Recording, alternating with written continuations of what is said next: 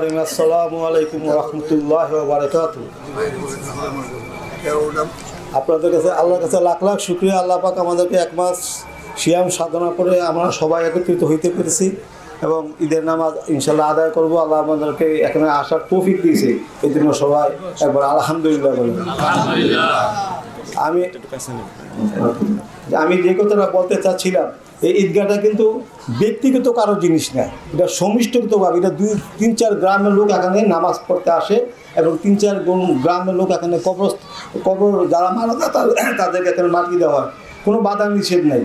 তো এখানে এইটা উন্নয়নের জন্য আমরা যদি সবাই সম্মিলিতভাবে প্রচেষ্টা না করি, আগে না আসি, তাহলে তো এটা করা সম্ভব না।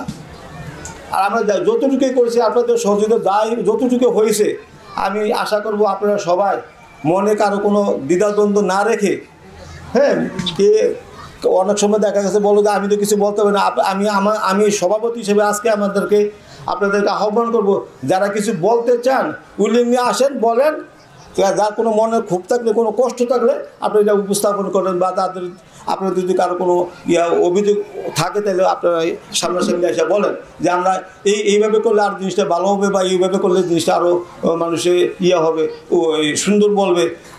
আমার একটা আশা আছে, আগামীতে এই বছর তো ইনশাল্লাহ গড়টা হয়েছে যে লাশের, আমি আপনাদের সবার কাছে একটা আবেদন রেখে যাবো, এটা যে আগামীতে আপনারা দক্ষিণ দিকে কবরস্থানটা বৃদ্ধি করার জন্য যে একটা পুষ্করণীর ভিতরে একটা আইল বাঁধা আছে, এই আইলটা পর্যন্ত আপনারা এটা বৃদ্ধি করে নেন গোরস্থানটা। সবার কাছে আমার এই অনুরোধ রইল যে অনেক মানুষ মারা যাচ্ছে, কবরটা সম্পূর্ণ ছোটো, পুরোপুরি হচ্ছে না, আরও বৃদ্ধি করার দরকার।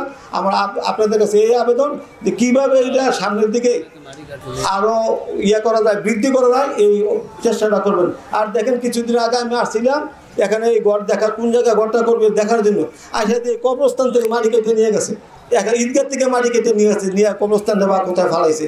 তো এইগুলো যদি আপনারা সবাই না দেখেন, কেউ যদি পর্যবেক্ষণ না করেন, আর তাহলে কীভাবে একটা করে দিয়ে যাবে, একদিনে মাটি কেটে নিয়ে যাবো, হয়তো বা গুরুস্থানে দিছে মাটিটা, কিন্তু ঈদগাহর তো ক্ষতিটা হয়েছে। এই জিনিসটা একবার চিন্তা করলো না যে আমি দেখেন তো মাটিটা কেটে নিলাম, ঈদগাহ আমি কীভাবে, ঈদগাহওয়ালারা যারা ঈদগাহতে পরিচালনা করে তারা এটা কীভাবে ভরাট করবে, কোথাতে মাটিটা পাইবে, এগুলো তো আপনারা সবাই দেখা উচিত। আর আমি বিশেষ করে যারা এখানে পরিচালনা কমিটিতে যদি আরও কোনো লোক আর যোগ করা বা কেউ আসতে চান উইলিংলি, বা আপনারা যদি মনে করেন না আমাদের পুরানো কমিটি আমাদের দরকার নেই, নতুন করে কমিটি করবো, তাও তো কোনো সমস্যা নাই, ইনশাল্লাহ আপনারা আসেন, তো এলাকার ঈদগাহ উন্নত হোক। আর একটা বিশেষ করে আগামীতে আমরা আপনাদের এখানে যারা প্রশাসনিক মেম্বার বা চেয়ারম্যান আছে তার কাছে আমরা একটা আবেদন থাকবে, যাতে এখানে একটা সরকারিভাবে একটা লাইট ইলেকট্রিসিটির ব্যবস্থাটা হয়, যাতে রাত্রেবেলা মানুষ মাটি দেওয়ার জন্য অনেক সময় অন্ধকার থাকে, এটা যাতে দূরীকরণ হয়। এটা কীভাবে করা যায় আপনারা সবাই একটা পরামর্শ দেবেন। টাকা লাগলে, পয়সা লাগলে আমরা সবাই মিলে করবো কাজ, অসুবিধা তো নাই। কিন্তু এটা পুরোটা গোরস্থান, এটা লাইটিং করা থাকবে, লাইটিং যাতে থাকে, এই ব্যবস্থাটা যাতে করতে পারে। বিশেষ করে আমি যারা এখানে বর্তমানে মেম্বার আছে, চেয়ারম্যান তো বোধহয় শব্দফুল নাই, উড়ানদারও নাই, এখানে যে মেম্বার আছে, মেম্বার প্রতি আমার এই আবেদন রয়ে গেল, ও একটু চেষ্টা করে কীভাবে লাইনটা আনা যায়, কীভাবে বিদ্যুতায়ন করা যায়, এটার ব্যবস্থা যাতে হয়। আমি এই আবেদনটুকু আপনাদের কাছে রেখে আমার বক্তব্য শেষ করছি। আসসালামু আলাইকুম ওয়া রাহমাতুল্লাহি ওয়া বারাকাতুহু।